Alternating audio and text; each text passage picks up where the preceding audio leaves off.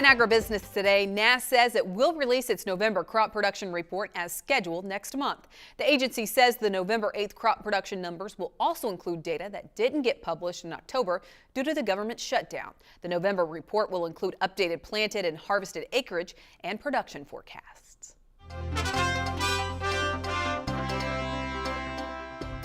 What can you expect for potash, urea, and P&K costs next year? Well, if you're in the middle of a harvest rain delay, now would be a good time to pencil in some of those input costs. In today's Profit Briefing, Pro Farmer editor Chip Flory is joined by Davis Michaelsen.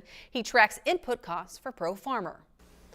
When we're talking about profits, we've got to look at both sides of the equation. We've got our revenue side and we've got our input side. And we're talking with Davis Michaelsen, the editor of Pro Farmer's Inputs Monitor.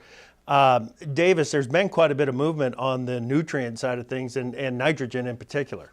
Well, that's right. There was a lot of talk about what effect the potash breakup in the former Soviet Union was going to have over fertilizer prices. What we've found is the real driver of fertilizer prices appears to have been urea, based on the Chinese oversupply. Urea this year, year over, is 20% basically below last year's prices, whereas potash has fallen pretty much in line with everyone else at about 15 to 16% below last year's prices.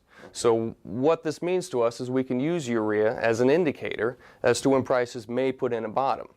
Now, we saw urea along with solutions and anhydrous, all four move just slightly higher this week, suggesting the bottom might be in place. Now, how much have we fallen off? When you look at prices in Iowa, are we talking about $650, $640 a ton on anhydrous? Yeah, we're talking right in that range. Between Kansas is going to be a little bit lower than everyone, but we're right in that $650 to $675 range for anhydrous. And are you feeling like this is a pretty good spot to go ahead and get some coverage? Well, I really do. We recommended we cover some fall needs early in September when we saw a soft bottom in there, and that number is held. We're currently above that mark.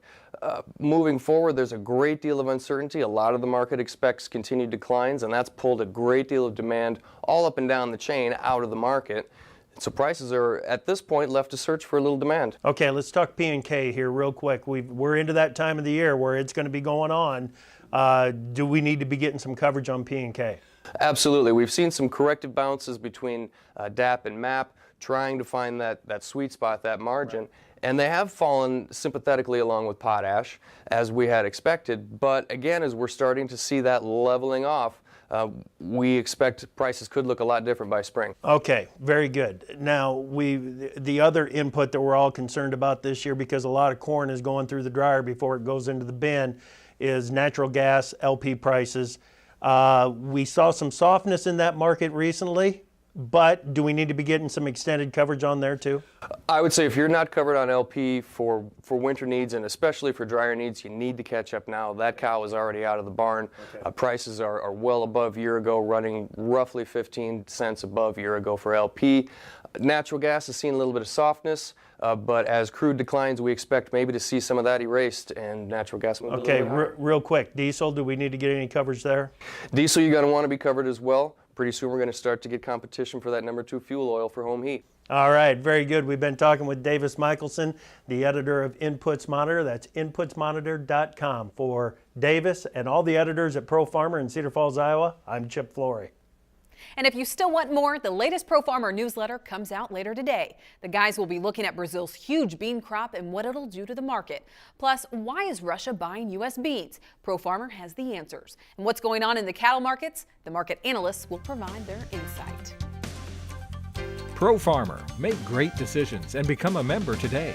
Call or visit profarmer.com.